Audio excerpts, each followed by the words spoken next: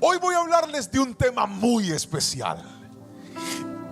Era más o menos como, si quieres ya te puedes sentar, hijo, muchas gracias.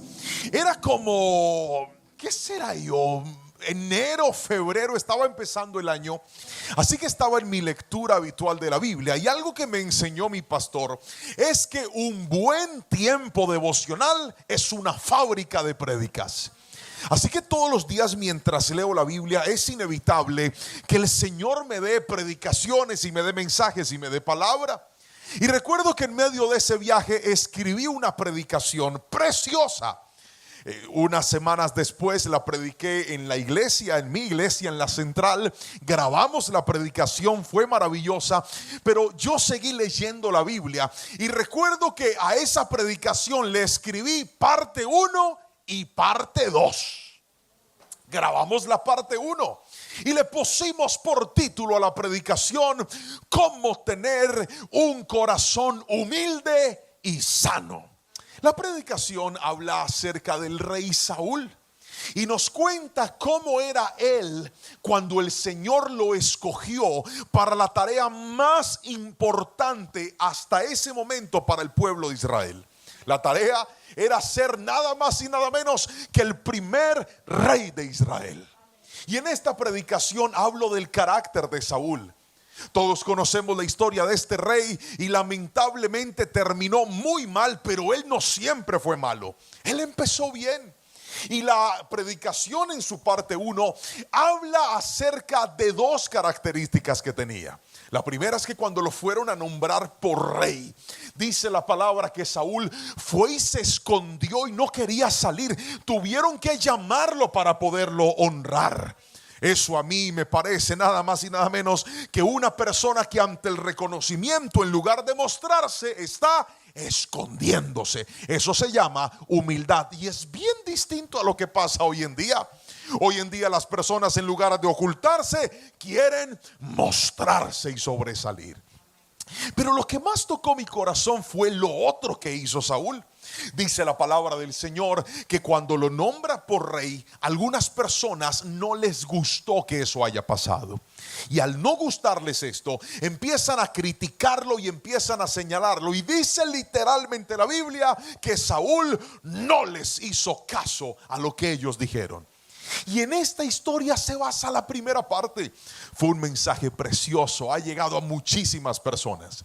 Pero hay algo que les quiero contar. Pregúnteme qué. No, si no me pregunta con chisme, no le cuento. Que yo nunca prediqué la segunda parte. La tenía guardada. Y empecé a orar y le oraba y le decía: Señor, ¿cuándo la predico? Y Dios no me decía nada. Hasta que llegamos a este mes y recibí la instrucción de Dios de predicar esta palabra. Así que luego de muchos meses usted va a escuchar lo siguiente que Dios me dio. Y hoy voy a darle lo que pasó después de Saúl. La primera predicación se llama cómo tener un corazón humilde y sano, pero la de hoy se llama de la siguiente manera. Iba a aparecer en la pantalla: un corazón soberbio y enfermo. Lo vuelvo a repetir: 1, 2, 3, léalo conmigo. Un corazón soberbio y enfermo. Y vamos a basarnos en lo que dice el primer libro de Samuel, en el capítulo 15, versículo 7 en adelante. Leeré en la Nueva Traducción Viviente como lo acostumbro, y la palabra del Señor dice así: luego Saúl mató a los amalecitas desde Ávila, hasta llegar a Shur, al oriente de Egipto. Capturó a Agag, el rey amalecita, pero destruyó por completo a todos los demás. Saúl y sus hombres le perdonaron la vida a Agag y se quedaron con lo mejor de las ovejas y las cabras, del ganado y de los becerros gordos y de los corderos. De hecho, con todo lo que les atrajo. Vuelva a repetir ese versículo por favor conmigo fuerte. De hecho, con todo lo que, esto es muy importante, se quedaron con lo que a ellos les atrajo. Solo destruyeron lo que no tenía valor o que era de mala calidad. Versículo 10.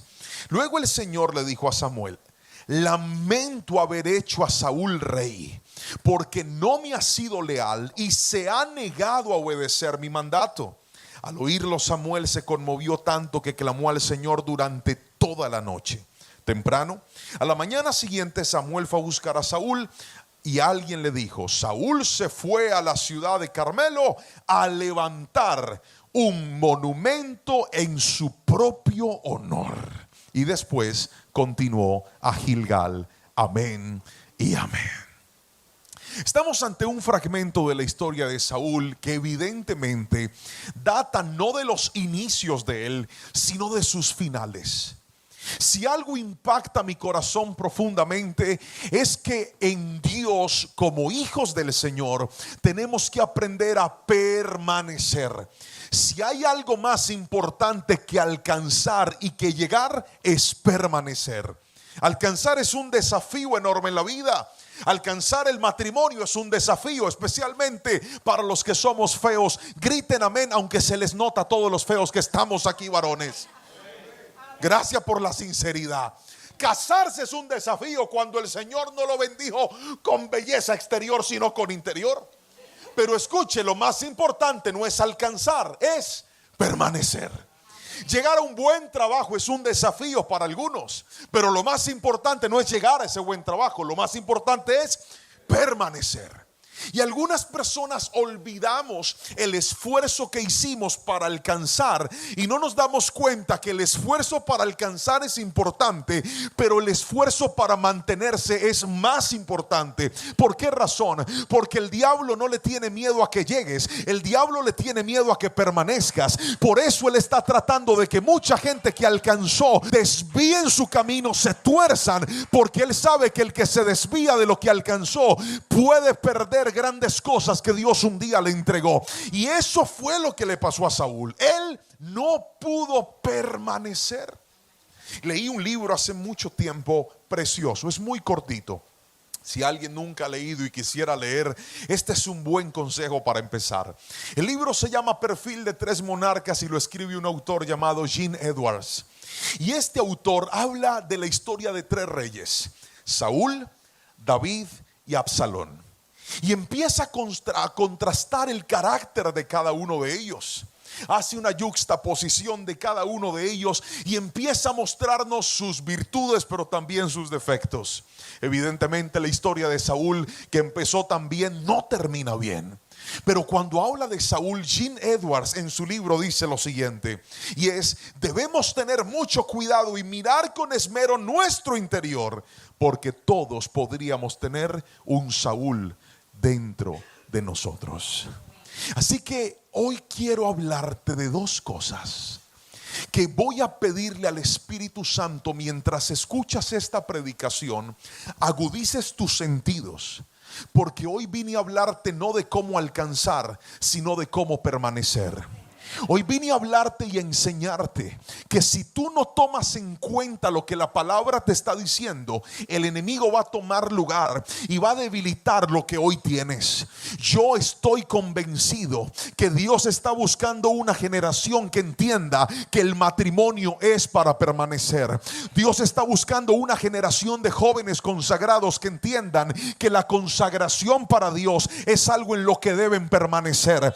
Dios está buscando hombres y mujeres que entiendan que los regalos que Dios ha puesto en su vida no son para tenerlos simplemente, no son para alcanzarlos simplemente, son para permanecer. Hay alguien aquí que me está entendiendo. Yo quiero escuchar un amén bien fuerte de todos aquellos que dicen: pastor, mi tarea y mi anhelo es permanecer.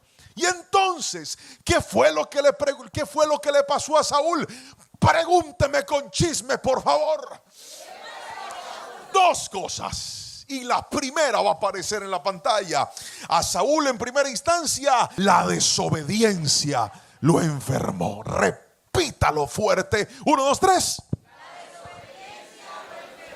Felicito a todos los que toman nota en su cuaderno, en su libreta o en los comentarios de este video. La desobediencia lo enfermó. Míreme a los ojos y escuche lo que le voy a mostrar. Si usted se alimenta mal o no se alimenta, se enferma. Si usted a nivel emocional es un resentido, rencoroso, no perdona, le da rabia por todo, se molesta con todo el mundo, es altamente sensible, si no lo saludan dice que se va de la iglesia, si no le hablan bonito dice que no vuelve, si va a la tienda a comprar una soda y le dicen que la soda se acabó, se carga y dice que aquí no hay amor, que aquí no hay ternura, usted se enferma emocionalmente. ¿Y sabe cuál es el problema? Que hay gente que cree que la vida espiritual no se enferma. Le tengo una noticia: si usted camina en desobediencia, su espíritu se enferma. Y eso fue lo que le pasó a Saúl. Permítame mostrárselo a través de la palabra. Primer libro de Samuel, capítulo 15, versículo 19 al 23, cuenta algo interesante. Luego de que Saúl fue enviado por Dios a través de Samuel a enfrentarse a los amalecitas, Saúl no hace lo que Dios le mandó a hacer. Él tenía una instrucción, repita conmigo, diga instrucción. Porque usted solamente puede medir la obediencia de alguien a través de la instrucción. Por eso Dios es un Dios de instrucciones. Por eso Dios es un Dios que muestra el camino. Porque a través de la obediencia a la instrucción tú determinas qué tanta capacidad tienes de seguir lo que el Señor te ha llamado a hacer. Yo sé que esta generación no quiere instrucción.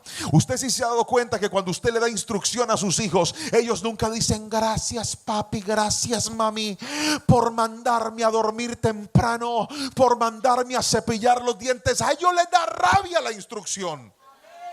Pregúnteme por qué. Porque sí, no nos gusta la instrucción. Esta semana le dije a Jerónimo, le di una instrucción y dije: esta semana las pantallas están prohibidas en mi casa. Entonces me miraron sorprendidos y me vieron tan determinado que dijeron: bueno, Señor. Pero pasaron los días y ahora que veníamos en camino, venía con el hermano Kenneth en el carro que me estaba trayendo, y me llama mi hijo y me dice: papá, ya hice lo que me mandaste a hacer, estoy obedeciendo todo, me he portado bien. ¿Por qué no puedo ver un ratito televisión? Y le dije: te felicito por todo lo bueno que has hecho. Me siento tan orgulloso del hijo que tengo. Pero escúchame, no te voy a pedir que me veas porque estoy lejos, pero quiero que escuches con atención lo que te voy a decir. La orden es: no se prenden las pantallas y no se prenderán las pantallas. Entonces, ¿qué hago? Estoy aburrido. Le dije: lee, juega parques, sal a jugar a la unidad. Mira en qué te entretienes, pero no hay pantallas en la casa. Pero ¿por qué hay tanta injusticia? Le dije: llámale como quieras. Es una instrucción. Y la instrucción no es injusticia. Pero la palabra dice que al principio la disciplina no es causa de gozo, pero dará frutos en aquellos que son entrenados en ella. Que a ti no te guste la instrucción no significa que no sea buena. A veces Dios se atraviesa y te dice: no quiero que sigas en ese noviazgo. Y usted dice: pero ¿por qué? Si es el amor de mi vida. Porque tú estás viendo solamente lo que está cerca y no te has dado cuenta que Dios tiene a alguien mejor para ti. Pastor, pero me duele. Te va a doler ahora, pero obedecer a Dios siempre traerá mejores resultados a la vida. Pastor, pero es que ese negocio se ve muy bueno, pero es que ese negocio te está llevando a hacer trampa. ¿Y sabe cuál es el problema? Que hay gente que aprendió a caminar en desobediencia. El problema de Saúl fue que él no entendió que cuando Dios daba una instrucción, aunque él no la entendiera, las instrucciones de Dios te van a llevar a caminos de bendición. Aunque al principio demanden llorar, aunque al principio demanden no entender, benditos sean aquellos que han aprendido a obedecer a Dios, porque el que obedece a Dios verá la gloria de Dios en su vida. Cristian, amén, si me está entendiendo, por favor. Entonces, Saúl no hizo caso. Diga conmigo: no hizo caso. Fuerte, diga: no hizo caso. Y entonces, en su desobediencia, Samuel viene y lo encuentra. Y mire lo que le dice. Versículo 19 al 23 del capítulo 15, dice la palabra del Señor así: ¿por qué no obedeciste al Señor? ¿Por qué te apuraste? Qué interesante. ¿Por qué te apuraste a tomar el botín y a hacer lo que es malo a los ojos del Señor? Y mire lo que responde Saúl. Pero yo sí obedecí al Señor, insistió Saúl. Cumplí la misión que él me encargó. Traje al rey Agag, pero destruí a todos los demás. Entonces mis tropas se llevaron lo mejor de las ovejas, de las cabras, del ganado y del botín para sacrificarlos al Señor tu Dios, ni siquiera a mi Dios, al Señor tu Dios en Gilgal. Pero Samuel respondió, y aquí aparece uno de los versículos más famosos de la Biblia: ¿qué es lo que más le agrada al Señor? ¿Tus ofrendas quemadas y tus sacrificios, o que obedezcas la voz de Dios? Escucha, la obediencia es mejor que el sacrificio, y la sumisión es mejor que ofrecer la grasa de los carneros. La rebelión es tan pecaminosa como la hechicería, y la terquedad es tan mala como rendir culto a ídolos. Así que por cuanto has rechazado el mandato del Señor, Él te rechaza como rey. Quiero que me mire a los ojos y escuche lo que le voy a decir. No hay una persona entre nosotros que no le haya fallado a Dios. No hay una persona entre nosotros que no haya cometido errores. La etimología de la palabra pecado tiene una definición puntual, y es: pecar es errar en el blanco. No hay uno aquí que no haya errado en el blanco. Todos lo hemos hecho. Todos nos hemos equivocado, todos hemos fallado, todos hemos desobedecido. El problema de Saúl es que Saúl ya no entró en una vida de desobediencia ocasional. Saúl entró en una vida de desobediencia permanente y constante. Y aquí le quiero regalar una frase, y es esta: a Saúl se le volvió normal hacer lo que no tenía que hacer. La desobediencia constante enferma la espiritualidad. Una cosa es caer y otra cosa es mantenerse caído. Una cosa es fallar y otra cosa es mantenerse en ese error. Una cosa es que en tu noviazgo o en tu relación haya pasado algo y tú dijiste: Señor, ¿yo por qué hice esto? Y otra cosa es que sigas y sigas y sigas como si nadie te estuviera viendo. Nunca compares a aquel que se equivocó con alguien que aprendió a vivir equivocado. Escúchame lo que te estoy diciendo. El problema de aquel que se mantiene en desobediencia es que su espíritu se empieza a enfermar. Por eso, cuando el pecado se te vuelve constante, la insensibilidad empieza a crecer en ti. Entonces vienes a la iglesia y ya las oraciones no te hacen nada, las alabanzas no te hacen nada. Empiezas a sentir que puedes vivir lejos de la presencia del Señor, y el más feliz es el diablo con eso, porque él sabe que si te logra enfermar espiritualmente, va a empezar a crear en ti una insensibilidad. Y entonces al principio pecar te dolía, pero ahora pecar no te hace absolutamente nada. Eso fue lo que le pasó a Saúl. Pero permítame profundizar, porque este versículo muestra tres características en la conducta de Saúl, y se las voy a mostrar a través de un esquema. Póngamelo ahí, por favor. En Saúl habían tres cosas. Por favor, repítalo conmigo. Por favor, diga primero. Vamos fuerte, diga primero. Hizo sus propios planes sin consultar a Dios. Dios le dice: quiero que acabes con todo. Pero Saúl no acabó con todo. Saúl acabó con lo malo. Lo que para él era bueno, él lo conservó. Hay gente que dice: pero es que yo estoy haciéndole caso al Señor. Hacerle caso a Dios no es hacer lo que a ti te parece. Hacerle caso a Dios es hacer lo que Dios te mandó a hacer. Y a veces Dios nos lleva por instrucciones muy precisas, pero muchos de nosotros a veces sencillamente nos desviamos. ¿Quieren que les cuente una historia? Y así no diga así, se la voy a contar porque es mi prédica. Yo tuve una novia, y no fue cualquier novia. Yo dije: con esta me caso. Y yo tomé la decisión por varias razones. Uno, bien feo. Y por fin una muchacha logra prestarle atención a usted. Yo dije: yo esta no la puedo dejar ir, porque si no es ella, no es nadie. Y entonces empezamos a caminar en la relación. Pero llegó un momento donde la relación se dañó. No funcionó más.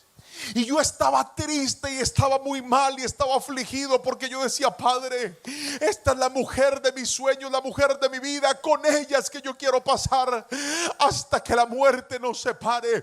Fue horrible terminar esa relación. Fue horrible. Pregúntame por qué. porque terminamos en diciembre. Una cosa es terminar una relación y otra cosa es terminar en diciembre. Usted sabe que es salir a la calle y de repente escuchar una canción que dice: llega Navidad y yo sin ti. En esta soledad recuerdo el día que te perdí. Era fuerte, hermano, era duro. Yo me fui para un centro comercial y yo me quiero morir, y me paré arriba del balcón y me dio susto, entonces ya no me tiré. Pero era horrible porque yo sentía que se estaba yendo no una persona, sino todo un proyecto de vida. Y a veces no nos damos cuenta que Dios habla de manera puntual, pero Dios también habla a través de las circunstancias. Aquí hay gente que le dice: Señor, muéstrame. Dios les mostró y les dolió lo que Dios les mostró. Señor, ábreme puertas, trázame el camino. Y a veces el camino que Dios te está trazando implica salirte de la autopista en la que tan cómodo ibas. Señor, ¿por qué? Hoy te quiero decir: aprende a obedecer a Dios y no le cambien los planes a Dios. ¿Sabe por qué se lo digo? Se lo digo porque a mí me pasó. Y así no diga amén, así es. A mí me pasó. Pasó diciembre, llegó enero, y la bendita me mandó un mensaje y me dice: te extraño tanto. Yo vi ese mensaje. A mí el corazón se me puso a millón. Llevamos semanas sin hablar. Y me dice: en el árbol están tus regalos todavía. Pregúnteme qué hice. No, pregúnteme con chisme. Fui a buscar los regalos. Allá fui a meterme otra vez. ¿Y sabe cómo me fue? Me fue mal, hermano, pero mal. Eso no funcionó, eso no era igual, eso era horrible. ¿Y sabe cuál es la razón? Que usted no debe meterse en planes de los cuales Dios a usted ya lo sacó. Eso se llama desobediencia. Cuando Dios te cierra una puerta, no trates de abrirla a las patadas. Cuando Dios te cambia de dirección y de sentido, no trates de volverte a meter en un lugar donde Dios te sacó. Pero es que me hace falta, pero es que lo necesito. Y es que ¿qué va a pasar con mi vida? Si Dios te cambió de carril, es porque ese carril te va a llegar a un lugar mejor y a un lugar distinto del que tú hoy estás viendo. Y si algo quiere Dios es que aprendas a obedecerle, aunque obedecer demande dolor, porque cambiar los planes duele. Pero cambiarle los planes a Dios duele mucho más. Aprenda a caminar en lo que Dios quería. Pero vuélvame a poner el esquema, por favor, porque Saúl no solamente hizo un cambio de planes, Saúl también fue terco ante la corrección. No sé si recuerda el versículo que leímos, pero cuando Samuel le llama la atención a Saúl y le dice a Saúl lo siguiente, le dice: ¿por qué hiciste lo que yo no te mandé a hacer? Saúl no dice: por favor perdóname, Samuel, no sé qué me pasó, me equivoqué, fallé. No, ¿sabe qué dice Saúl? Yo sí lo hice, yo sí hice caso. Míreme a los ojos y respóndame esta pregunta: ¿alguna vez usted le ha llamado la atención a alguien que usted sabe que se equivocó, sabe que lo hizo mal, lo descubrió, como decimos en Colombia, con las manos en la masa? Sabes que lo hizo y esa persona tiene la osadía de mirarte a los ojos y decir: yo no lo hice. Yo, ay no, eso no fue, ese no fui yo, eso fue la inteligencia artificial. ¿Cómo te sientes tú cuando te encuentras con alguien a quien le está diciendo que eso no es así, pero él insiste diciendo que sí es así? A ti te da rabia, te da impotencia, pero hay algo que sabrás, y es que aquel que es terco ante la corrección nunca le va a ir bien.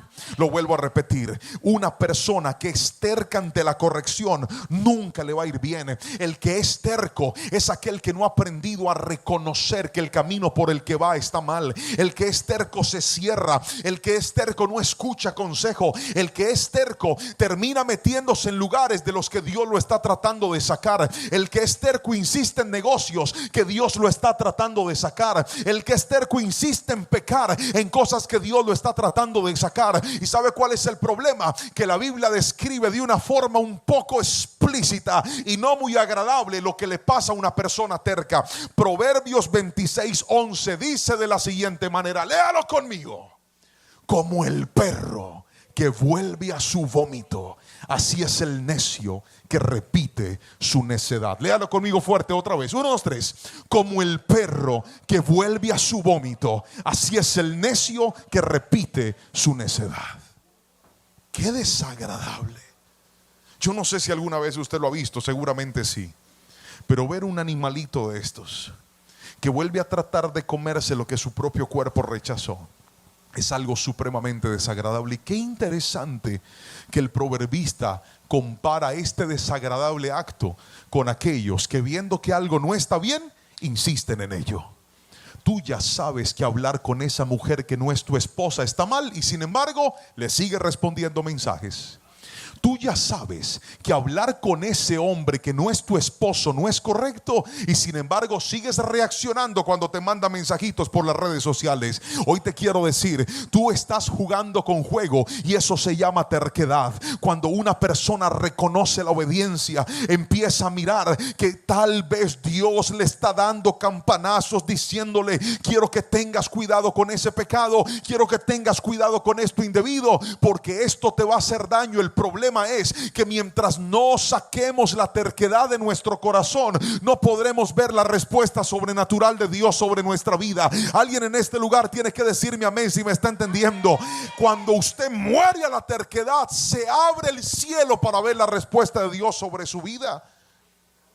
Tratar de volver a lugares de los que Dios ya te sacó terminará enfermando tu obediencia y retrasando tu propósito. Lo vuelvo a repetir: tratar de volver a lugares de los que Dios ya te sacó terminará enfermando tu obediencia y retrasando tu propósito.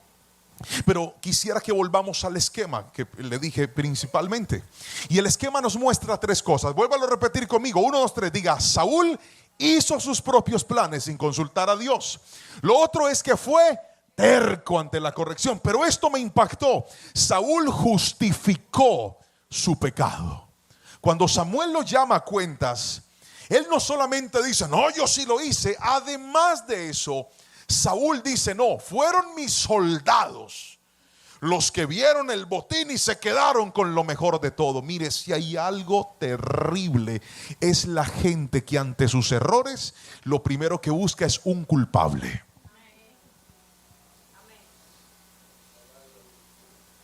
¿Y usted por qué hizo eso? No, es que había más gente, pastor, y me presionaron, entonces a mí me dio pena. Pero es que tú sabes que emborracharte y tomar licor no es de Dios. Pastor, pero es que ¿cómo le explico? Estábamos ahí, entonces íbamos a cerrar el negocio y todo el mundo sacó licor. Entonces pues qué pena uno decirle que no haya la gente, pastor. Qué vergüenza. ¿Sabe cuál es el problema suyo? Que usted le da vergüenza de la gente y no le da vergüenza de Dios. El día que usted le dé vergüenza de Dios, usted le va a decir a la gente: mire, qué pena con todos ustedes, pero es que yo tomaba, ya no tomo licor. Ay, pero ¿cómo no vas a brindar con esto? Ustedes no sabían que uno puede brindar también con una Coca-Cola. Tráigame una Coca-Cola y se van a dar cuenta que de la misma forma las copas van a sonar. Pero algo les quiero decir: a mí no me da pena gritarle al mundo que yo no me emborracho. A mí no me da pena gritarle al mundo que yo no participo del pecado. A mí lo que me da pena es fallarle a un Dios tan bueno, tan santo, tan poderoso, tan fiel como es mi Dios. Alguien tiene que decirme amén si me está entendiendo. El que por todo se justifica no puede cambiar, porque según sus versiones todos tienen la culpa menos él. El que aprende a autoevaluarse con honestidad va por el camino del crecimiento. Mire, usted no puede ayudar a una persona que no es sincera cuando comete un error. Usted no puede ayudar a una persona que siempre está culpando a los demás de su error. Es tan difícil darle la mano a un mentiroso. Porque cuando tú tratas de ayudar al mentiroso, le das una oportunidad. Pero el que esconde mentiras, detrás de sus mentiras está reflejando solamente una cosa: que por miedo, por debilidad o por lo que sea, todavía hay un pasado que él no ha querido soltar. Quien quiere cambiar es verdaderamente honesto. Quien quiere cambiar dice la verdad, pase lo que pase. Quien quiere cambiar sabe que aunque cometió un error, no hay otra salida sino la verdad. Porque la palabra de Dios dice que la verdad nos hace libres. Cuando una persona está realmente arrepentida, dice: mira, yo fallé, yo me equivoqué, yo necesito ayuda, por favor dame una mano. Y ese es el primer paso para que una persona sea renovada. No seguir escondiendo el pecado. Eso es lo que el diablo quiere, que guardes el pecado, que te avergüences con el pecado. Pero hoy te voy a decir: sacar el pecado a la luz da vergüenza, pero ser descubierto por otros da más vergüenza todavía. Aprende a ser honesto y te vas a dar cuenta que el que dice la verdad tal vez va a causar dolor en otros, pero va a alcanzar misericordia en el cielo. Y si algo hace Dios es levantar al humilde que falló, que se equivocó, pero que ha aprendido que en la verdad está el respaldo del Señor. Si fallaste, no te justifiques. Si fallaste, no culpes a otros. Si fallaste, di la verdad, que el que dice la verdad verá la gloria del Señor. Si alguien me está entendiendo, dígame un fuerte amén, por favor, en esta preciosa noche. Ese es el gran problema. Le regalo esta frase que dice: un corazón que practica la confesión sincera del pecado se mantiene sano, porque el que guarda pecados guarda mentiras, y el que guarda mentiras, aunque quiera, no puede cambiar. Lo vuelvo a repetir, esta está buena para que le tome foto y se la mande a los estados. Dije: un corazón que practica la confesión sincera del pecado se mantiene sano, porque el que guarda pecados guarda mentiras, y el que guarda mentiras, aunque quiere, no puede cambiar. Escuche lo que le voy a decir, iglesia. Si algo quiere Dios, es que seamos personas sinceras. El problema de Saúl en su desobediencia es que en lugar de asumir su responsabilidad, fue a culpar a otras personas. Y cuando esto está en su vida, a usted se le va a dañar el corazón. Volvemos a repetirlo. Recuerde que el propósito de esta predicación es que mientras que usted la escuche, usted pueda hacerse un autoanálisis y responder: algo de lo que hay en Saúl podría estar gravitando en mi vida. Póngame otra vez el esquema, por favor, que les mandé. Pongamos el esquema de los 3 puntos. Otra vez: hizo sus propios planes sin consultar a Dios, fue terco ante la corrección y finalmente justificó su pecado. Me encontré con 2 versículos muy interesantes. Uno está en el Antiguo Testamento y otro está en el Nuevo Testamento, y ambos hablan de las consecuencias de aquellos que deciden desobedecer al Señor. Permítame mostrarle ambos. El primero está en Jeremías capítulo 5, verso 23 al 25, que dice: sin embargo, mi pueblo tiene el corazón terco y rebelde, se alejó y me abandonó. No dicen de corazón: vivamos con temor reverente ante el Señor nuestro Dios, porque nos da lluvia cada primavera y otoño, asegurándonos una cosecha en el tiempo apropiado.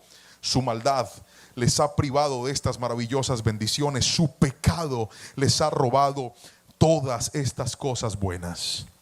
Pero ahora déjenme mostrarles lo que dice el Nuevo Testamento de la obediencia.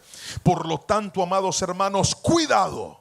Asegúrense de que ninguno de ustedes tenga un corazón maligno e incrédulo que los aleje del Dios vivo. Pues si somos fieles hasta el fin, confiando en Dios con la misma firmeza que teníamos en el principio. Otra vez, léame esa parte que está bellísima. Pues si somos fieles hasta el fin, confiando en Dios con la misma firmeza que teníamos al principio cuando creímos en Él, entonces tendremos parte en todo lo que le pertenece a Cristo. Queridos hermanos, mírenme a los ojos y escúchenme. Hay personas aquí que tal vez han fallado y que dicen: pastor, yo estoy volviendo al Señor. Estoy volviendo a empezar en esta vida, pero ha sido tan difícil. ¿Será que Dios sí puede restaurar mi familia? ¿Será que Dios sí puede restaurar mi vida? ¿Será que Dios sí puede restaurar a mis hijos? ¿Será que Dios sí puede restaurar mi salud? ¿Será que Dios puede volver a empezar conmigo? Hoy yo no sé si entiendes lo que te estoy tratando de decir. Hoy no vine a enseñarte cómo alcanzar. Hoy vine a enseñarte cómo permanecer. Si el Señor te dio una oportunidad, si el Señor con sus brazos de amor los abrió para ti y te está diciendo: ven que yo te voy a ayudar, ven que yo te voy a levantar, ven que yo te voy a fortalecer. Tu tarea es sacar la desobediencia de tu vida, porque tú sabes ahí donde estás que fue la desobediencia la que te quitó lo que tenías. La buena noticia es que la misericordia de Dios es tan grande que si tú rindes tu corazón delante de Él y vuelves a poner a Dios en el primer lugar y vuelves a caminar en obediencia, todo lo que el diablo te quitó, mi Dios te lo puede restituir. Todo lo que Satanás te arrebató, alguien grite mi amén, Dios te lo puede regresar, pero tienes que abandonar la desobediencia. ¿Por qué? Porque la desobediencia enferma la espiritualidad. Y permítame ponerlo al revés: si la desobediencia te enferma, la obediencia te sana. Si la desobediencia te quita, la obediencia restaura. Pero déjeme mostrarle el segundo problema de Saúl, y es este: la soberbia lo colonizó. Repítalo conmigo fuerte a la cuenta de 3, por favor. 1, 2, 3. La soberbia lo colonizó.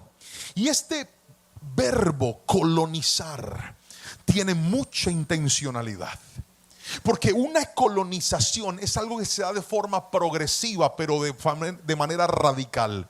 Es decir, cuando algo se va a colonizar, va poco a poco, pero va firme y sin parar. Y fue lo que le pasó a Saúl.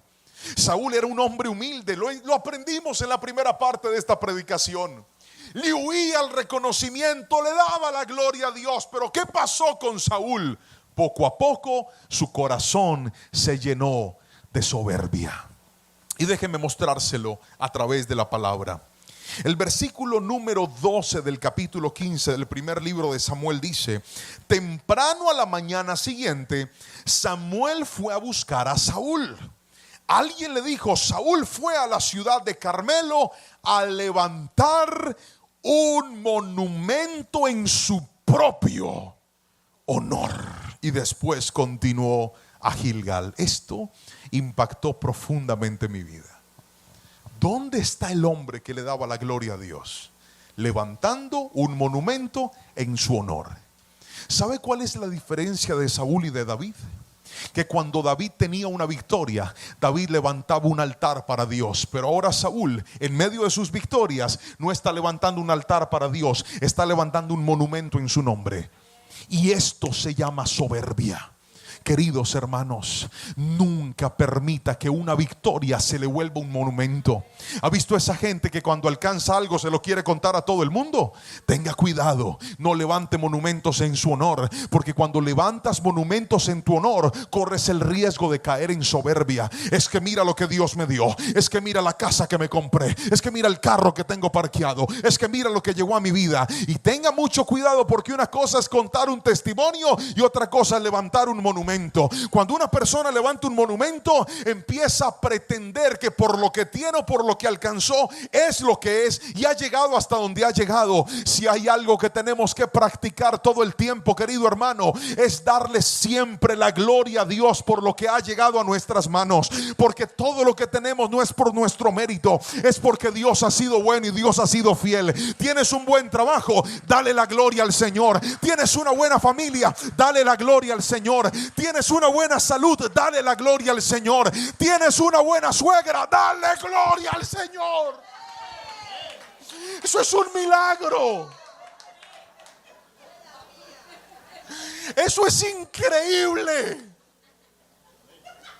Una suegra que no se meta en la decisión. Mire, eso es del cielo, eso es un ángel en la tierra. Dele gloria al Señor. Y dile: Padre, ¿qué fue lo que viste en mí para hacer eso? Todas las hermanas que están aquí, levanten la mano y digan: voy a ser una buena suegra. Levanten las manos, hermanas, digan: voy a ser una buena suegra. Dígalo con fe para que la oración sirva, por favor. Los hombres que están aquí digan: y yo seré un buen suegro también. Ay, si no dicen amén. ¿Qué hubo? Que hay que meternos en la onda, que después lo que sufren son los yernos y las nueras. Victoria que llegue a tus manos, no la vuelvas un monumento, vuélvela un altar. ¿Y sabes cómo la vuelves un altar? Cuando estás dispuesto a que esa victoria nunca sirva para hacer sentir mal a otros, sino al contrario, estás dispuesto a decirle: Señor, con esto que tengo o sin esto, tú eres el Señor. Con esto que llegó o sin esto, tú eres el Dios de mi vida. Pero qué triste que Saúl estaba levantando un monumento en su honor. ¿Y sabe cuál es el problema? Que Saúl cayó en la línea de la impresión. Necesito impresionar a los demás. Necesito que los demás vean lo que tengo. Necesito que los demás sepan qué estoy comiendo, dónde estoy, dónde fui. Tenga cuidado, porque el que vive para impresionar a los demás deja de agradar a Dios. Lo vuelvo a repetir: el que vive para impresionar a los demás deja de agradar a Dios.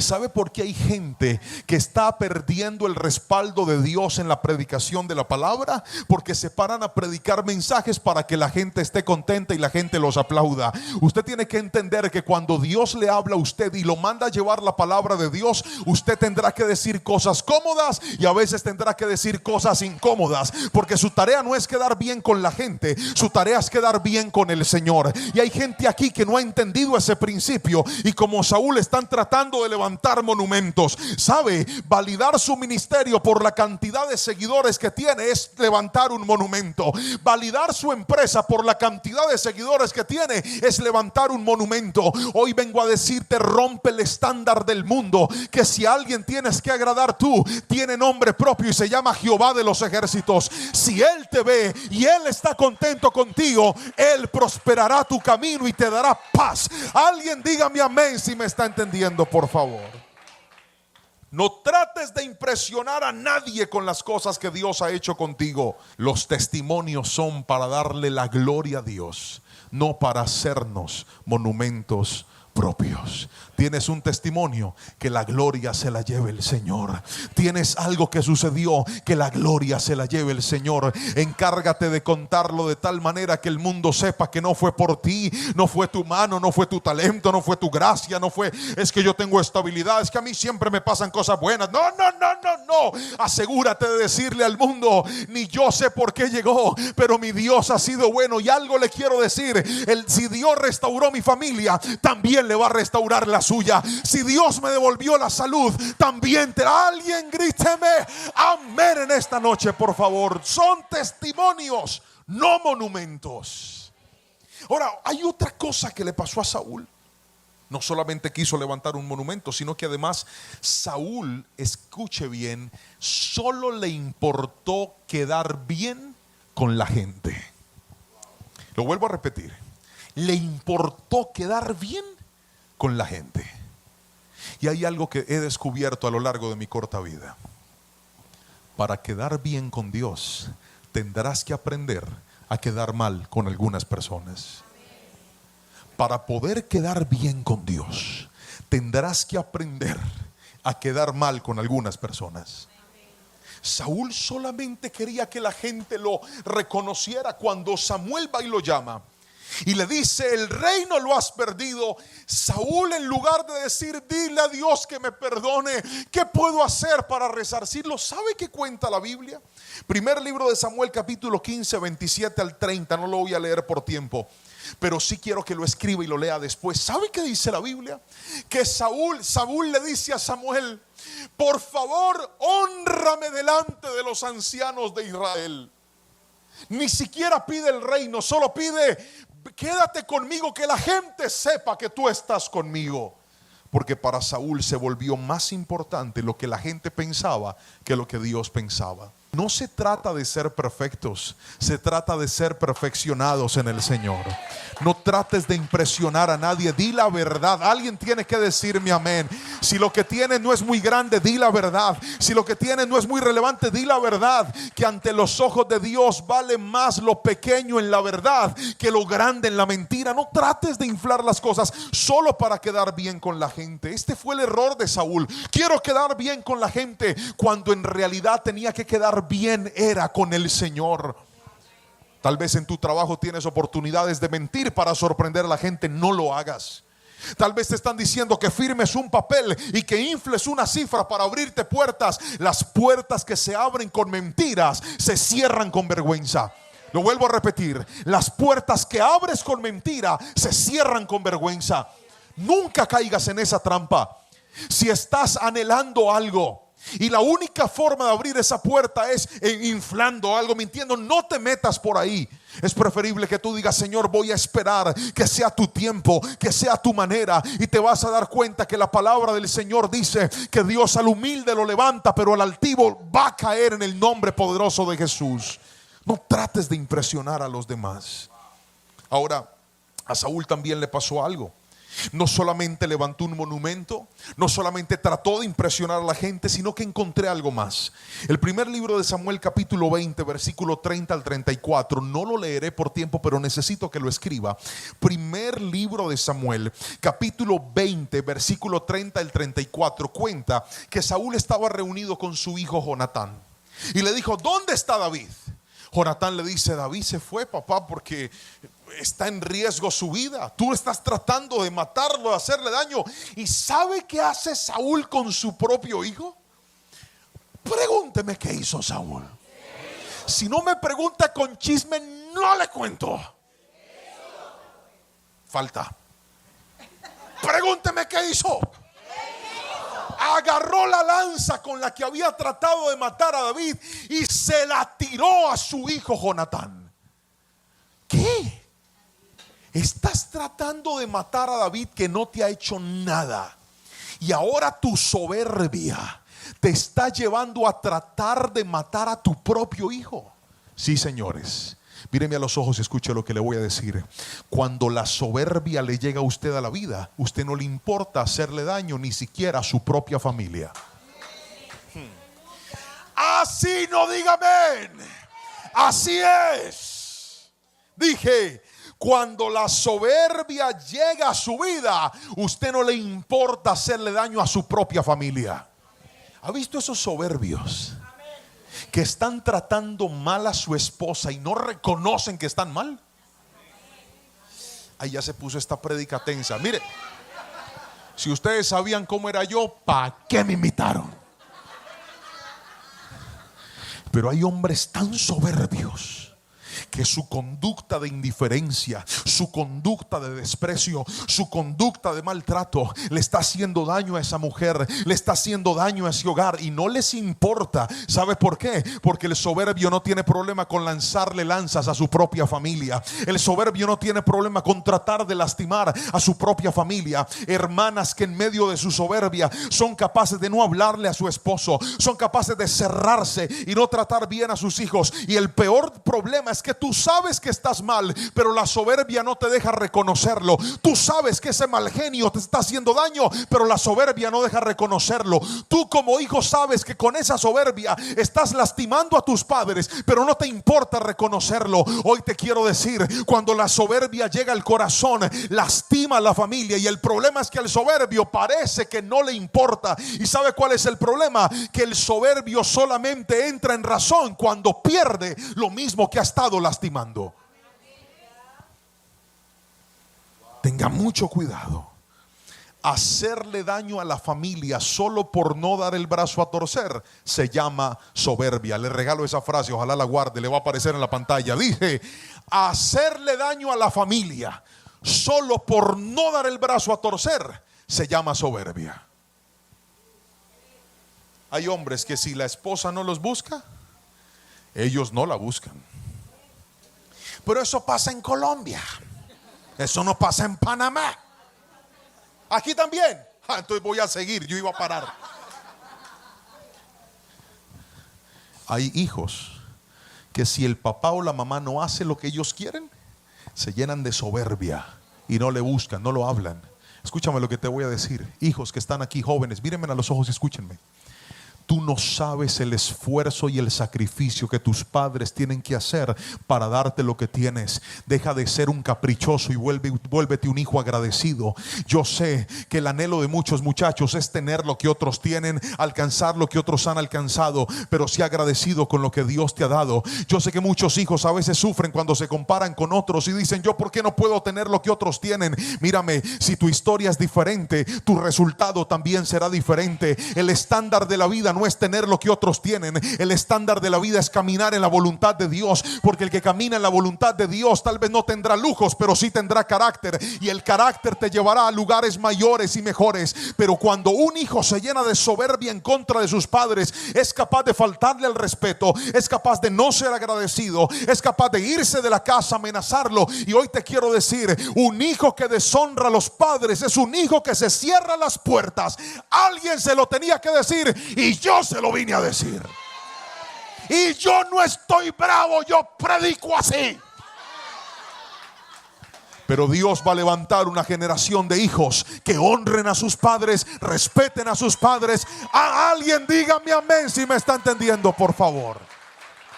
No permitas que esa soberbia te transforme en una persona que en lugar de abrir las puertas, se las termina cerrando. Y un gran hombre de Dios hizo un análisis, lo encontré en un libro, y mientras escribía esta predicación fue inevitable de manera sucinta traérselo a usted. Lo mejor que usted puede hacer cuando yo le muestre el siguiente cuadro va a ser tomarle una fotografía, porque quiero que lo detalle, pero quiero que lo observe y que deje que el Espíritu Santo le hable a partir de este simple pero profundo análisis que un teólogo hizo acerca de la vida del apóstol Pablo. Pablo fue un hombre con un temperamento radical, tajante, fuerte lo llamarían algunos. Y la progresión de su vida espiritual muestra cambios en la vida de Pablo. Y yo quisiera que los detallemos. Póngame en el cuadro, por favor, en la pantalla. Gálatas capítulo 2, versículo 6. Esta carta fue escrita aproximadamente en el año 49 después de Cristo. En ese momento Pablo era un hombre que llevaba tan solo unos años de haberse convertido al Señor. Y escribiendo esta carta, que es de sus primeras cartas, mire la forma en la que él habla. Dice lo siguiente: los líderes de la iglesia no tenían nada que agregar a lo que yo predicaba. Dicho sea de paso, su fama de grandes líderes a mí no me afectó para nada. ¿Cómo siente las palabras del apóstol? Cuando yo predicaba, nadie me corregía porque era tan bueno que no tenían que agregar nada. Y además dice, y ese cuento que eran los apóstoles y los famosos, a mí eso no me importaba. Eso es lo que Pablo está diciendo aquí.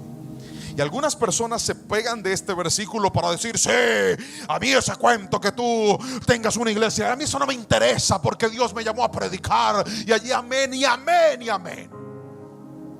Pero no vaya a ser que tus ataques contra otros no sean porque tú eres muy humilde, sino porque eres un soberbio. ¿Paro o sigo? Claro que voy a seguir porque es mi prédica. Año 55, aproximadamente 6 años después, Pablo escribe la primera carta de Corintios, y en el capítulo 15, versículo 9 dice: pues soy el más insignificante de todos los apóstoles. De hecho, ni siquiera soy digno de ser llamado apóstol después de haber perseguido a la iglesia de Dios como lo hice. Mírame aquí.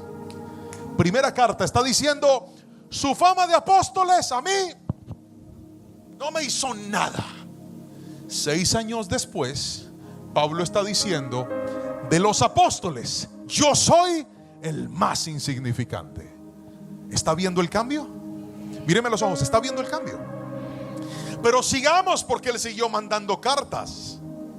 año 60 aproximadamente después de Cristo, 5 años más tarde, en Efesios capítulo 3 versículos 7 a 8, Pablo dijo: Dios ha sido bueno conmigo y me ha dado el privilegio de anunciar a los que no son judíos la buena noticia de la bendición de Cristo, que son tantas que nadie las puede contar. Esto lo hizo gracias a su gran poder, ya que a pesar de que no lo merezco, lea conmigo la última parte, pues soy la persona más insignificante en el pueblo de Dios. ¿Está viendo? ¿Está viendo? Lo está viendo. Pero le tengo otra. Primera de Timoteo, solo unos años antes de morir, Pablo le manda a Timoteo la siguiente frase y le dice las siguientes declaraciones. La siguiente declaración es digna de confianza y todos deberían aceptarla. Cristo Jesús vino al mundo para salvar a los pecadores, de los cuales yo soy el peor de todos. El Pablo de Gálatas no es el mismo Pablo de Timoteo. Pasaron muchos años y conforme más pasaban los años, más humilde se volvía. Conforme más se acercaba a Dios, más humilde se volvía. Conforme más aprendía del Señor, más sencillo se volvía. Hoy te quiero decir, yo no creo en la espiritualidad de gente que se llena diciendo: yo tengo 40 años en el Evangelio, me bauticé en el canal de Panamá, me bauticé en el río Jordán, me bauticé en un río en la selva. Ay, yo he visto la gloria, he visto nubes, he visto fuego, he visto caerla. Yo vi una zarza arder y no se quemaba. Mira, tú puedes ser lo que sea, pero si han pasado los años y en lugar de ser más humilde, eres más soberbio, estás caminando en la dirección incorrecta. A mí muéstrame una persona que cuanto más aprende de Dios, más humilde se hace. A mí muéstrame una persona que cuanto más ora, más sencillo se vuelve. A mí muéstrame una persona que cuanto más Dios lo usa, más se agacha, más se humilla, más se rinde. Porque la gloria que te va a permanecer no es la gloria de un soberbio, es la gloria de un humilde que dice: nunca se trató de mí, nunca se trató de mí, nunca fue por mí, siempre fue por Él y para Él. La gloria es de Cristo. Alguien grite mi amén, por favor. Más humilde, no más soberbio. Cuando usted vea a esos grandes ministros y los vea soberbios, ore por ellos, porque antes de la caída se eleva el corazón del hombre. No, más sencillos, más agradecidos, más nobles, más amables, más siervos, no más estrellas. Dios no te llamó a ser una estrella, Dios te llamó a ser un siervo y una sierva de Dios. Entre más crezca tu relación con Dios, más humilde, más honesto y dependiente del Señor serás. Otra vez, entre más crezca tu relación con Dios, están leyendo la frase y les va a aparecer: entre más crezca tu relación con Dios, más humilde, más honesto y dependiente serás del Señor. Iglesia, les voy a contar una historia y con esto voy a orar por ustedes. Isaías 66:2 dice: con mis manos hice tanto el cielo como la tierra, son míos, con todo lo que hay en ellos. Yo, el Señor, he hablado. Bendeciré a los que tienen un corazón humilde y arrepentido, a los que tiemblan ante mi palabra.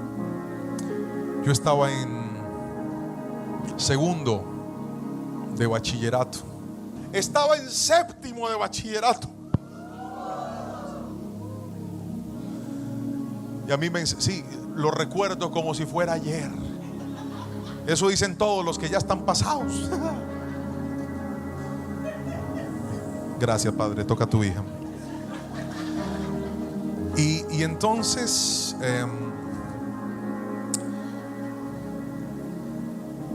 iban a hacer una reunión en el colegio. Yo estudié en un colegio público, y en mi país, cuando tú tienes recursos económicos fuertes, una de las bondades es que puedes pagar en un colegio privado una mejor educación. Pero cuando no tienes muchos recursos, debes estudiar en los colegios públicos, los del gobierno. Entonces esa era mi historia. Yo estudiaba en un colegio del gobierno. En mi casa no habían lujos, no habían muchas bondades económicas. Y recuerdo que aquel año me fue tan bien en mi estudio, porque a mí me enseñaron que como hijo mi tarea era estudiar y responder, y yo me mentalicé en eso. Y además había entendido que si yo era un siervo de Dios tenía que dar testimonio en la iglesia, pero también en la escuela. Y me fue muy bien. Organizaron una reunión de padres de familia y todo se me dañó cuando mi mamá dijo que ella no podía ir a la reunión. Entonces mi papá dijo: yo voy. A mí se me bajó la presión cuando mi papá dijo que iba a ir. Pregúnteme por qué. No, pregúnteme con chisme que le quiero contar. Porque mi viejo en aquel entonces andaba en una bicicleta horrible. Tócala, Padre, otra vez. Andaba en una bicicleta horrible. Y no solamente andaba en una bicicleta horrible, sino que mi papá creía que esa bicicleta era como una carreta. Entonces le colocaba baldes, palustres, amarraba una regla, y ahí se llevaba toda su herramienta de construcción. Y él dice: yo voy a la reunión. Mi papá no pudo estudiar. Él hizo segundo de primaria, perdió. Y su papá le dijo: usted nació tonto para el estudio, se tiene que ir a trabajar. Y desde muy niño trabajó era un albañil, la construcción. Nunca pudo estudiar.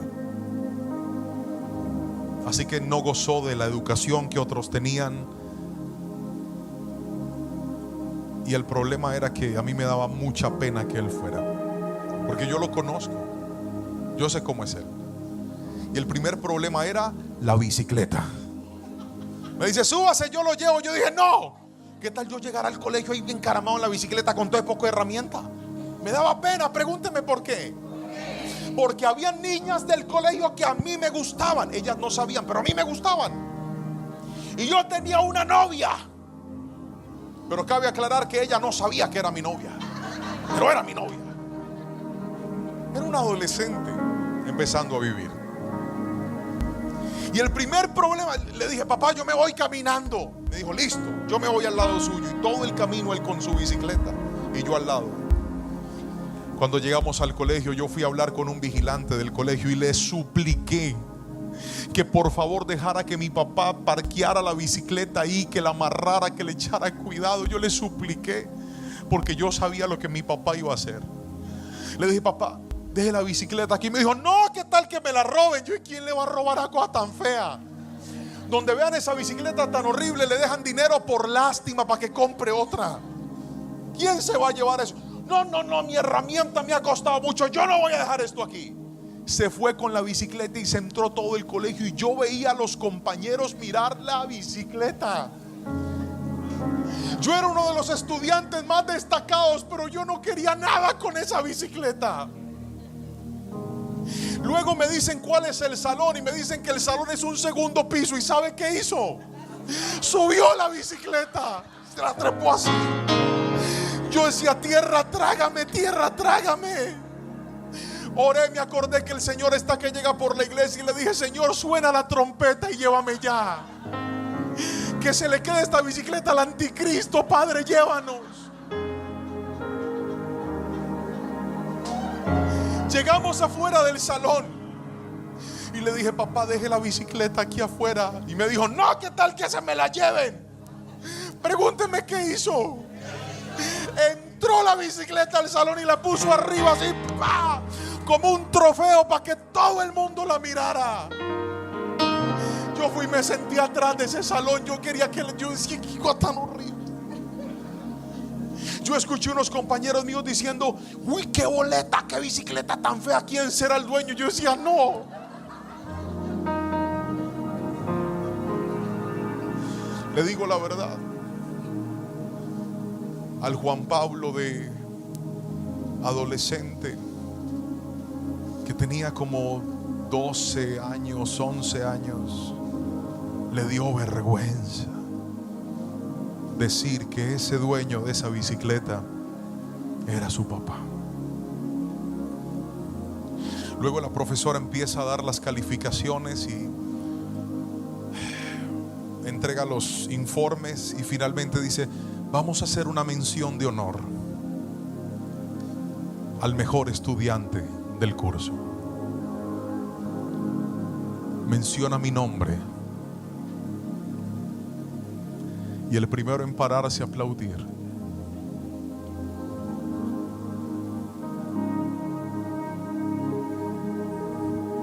era un hombre que tiene las manos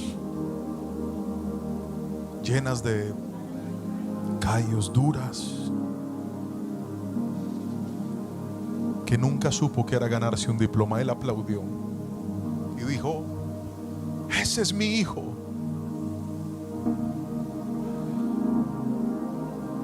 Y mire la ignorancia de la soberbia. Él feliz y yo avergonzado.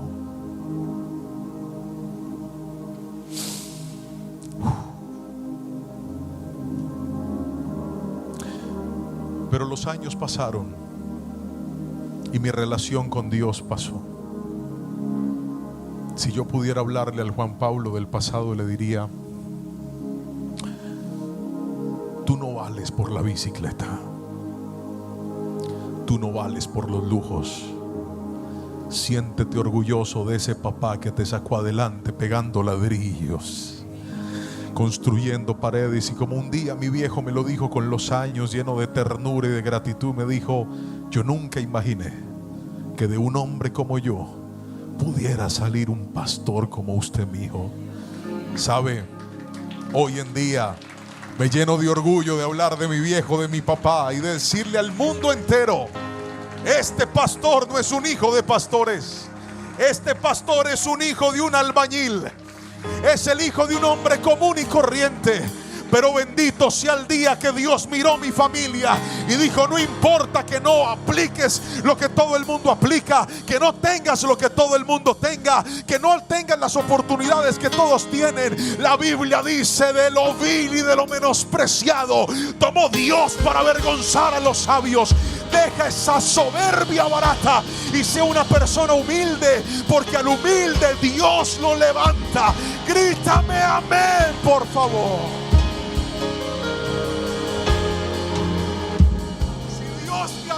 Sea agradecido, pero no presumido. Si Dios te puso en un lugar de honra, ayuda a los que no tienen. Conviértete en el milagro de alguien más. Pero nunca dejes que te pase lo que le pasó a Saúl. La desobediencia lo enfermó y la soberbia lo colonizó. Te voy a regalar esta frase. Quiero que le tomes una foto, la guardes en tus estados, la compartas con todo el mundo y nunca olvides la conclusión de este mensaje, que es: la soberbia y la desobediencia te pueden quitar todo. Nunca te olvides que nuestro brillo es prestado y pasajero, pero la gloria de Dios resplandecerá para siempre. Vivir para darle gloria a Dios y obedecerlo es la mejor forma de vivir. Termino con una pregunta. ¿Hay alguien aquí que luego de examinar su vida y su corazón podría decir: Pastor Juan, yo creo que en mí hay partículas de Saúl? Yo creo que en mí hay acciones de desobediencia como las de Saúl. Pastor, yo creo que en mí hay partículas de soberbia como las de Saúl. Le tengo una noticia. Mi oración para terminar esta noche es para que le pidamos al Espíritu Santo, el protagonista de este congreso, que venga y arranque de nosotros todo lo que no es de Él. Si usted necesita esa oración, con humildad, con sencillez, venga a este altar, por favor. y regáleme solo 3 minutos de su tiempo. No voy a ocupar más. Si puede hacerlo, solo si puede hacerlo, yo le animo a que se ponga de rodillas ahí. Si su cuerpo se lo permite, si su salud se lo permite, hágalo. Los que están viendo esta palabra desde otro lugar, los que están desde su casa, los que están en otro país, los que están en otra ciudad, ponte de rodillas ahí donde estás. Y antes de orar, quiero que por favor me mires un momentito, préstame atención aquí. Ya vamos a orar al Señor. Estamos postrados delante de Dios todos. En esta oración le vas a pedir a Dios que te muestre si lo que está en tu vida es desobediencia o soberbia, o tal vez las dos. Y le vamos a pedir perdón al Señor por eso. ¿Están listos? ¿Están listos? Termino esta palabra con lo que empecé. Esta es la forma, no solo de alcanzar, es la forma de permanecer. Si aprendes a permanecer así delante del Señor, muchas cosas maravillosas te van a alcanzar. Oremos al Señor. Padre, te damos gracias. Terminamos esta palabra y esta noche postrados delante de ti. Perdónanos por cada acto de desobediencia en el que hemos caído. Abre tus labios y pídele perdón a Dios. Dile: perdóname por cada acto en el que he insistido que había que desistir. Perdóname por cada cosa en la que me he mantenido lejos de tu voluntad, en la que no he debido mantenerme. Señor, examina mi corazón si hay soberbia. Examina mi vida si he pretendido que valgo más que los demás. Examina mi vida y mi corazón si he caído en la vanagloria de la vida. Y hoy, Señor, de rodillas te pido, dame la oportunidad. No quiero ser como Saúl, que no le importó rendirse, solo le importó brillar. No, el brillo no es mío, el brillo es tuyo, Señor. La gloria es tuya. Y hoy de rodillas por nuestro hogar, hoy de rodillas por nuestro ministerio, hoy de rodillas por nuestra vida, hoy de rodillas por agradarte, te decimos: perdónanos y límpianos, para que la gloria siempre sea tuya y solamente tuya, en el poderoso nombre de Cristo Jesús. Amén, amén y amén. Aplaude a Jesús con toda tu fuerza. Un corazón soberbio y enfermo. Dos cosas que le quitaron todo a Saúl. Pero este es el momento de la predicación en la que te quiero hacer una pregunta, y es: ¿qué de todo lo que escuchaste podrías reconocer que tal vez está dentro de ti? ¿Sabe algo? Yo le pido al Espíritu Santo que esta palabra haya sido de bendición para tu vida, así como lo fue para la mía, y que nos permita llevarle al Señor esas luchas, esas debilidades, esas tentaciones, esas pruebas, esos desiertos por los que pasamos, que nos retan y nos desafían para dar nuestra mejor versión. Que tu mejor versión saque toda soberbia y toda enfermedad llamada desobediencia de tu vida. ¿Qué le parece si hacemos una declaración como siempre lo hacemos? Vaya a los comentarios de este video y escriba esta oración. Diga: Señor, guarda mi corazón de la soberbia y de la desobediencia. Vamos, escríbalo por favor. Señor, guarda mi corazón de la soberbia y de la desobediencia. Y este es el momento en el que te invito a que, si sientes que esta palabra puede bendecir a alguien más, le compartas este link, mándale este enlace a tu familia, a tus amigos, a tus compañeros, a tus conocidos. Quizá alguien necesite escuchar lo que tú escuchaste en este momento. También, si quieres hacerlo y no lo has hecho todavía, te animo para que te suscribas a nuestro canal de YouTube. Toca el botón de la campanita, activa todas las notificaciones para que de esa manera puedas ser el primero en enterarte cada vez que subamos un nuevo video a nuestro canal. Y por último, quiero regalarte una oración y pedirle al Señor que bendiga y guarde tu vida hoy y siempre, que haga resplandecer su rostro sobre ti, te dé paz. Que la gracia del Señor esté siempre contigo y nos vemos en una próxima ocasión. Desde aquí te mando un fuerte, fuerte abrazo. Que el Señor te bendiga.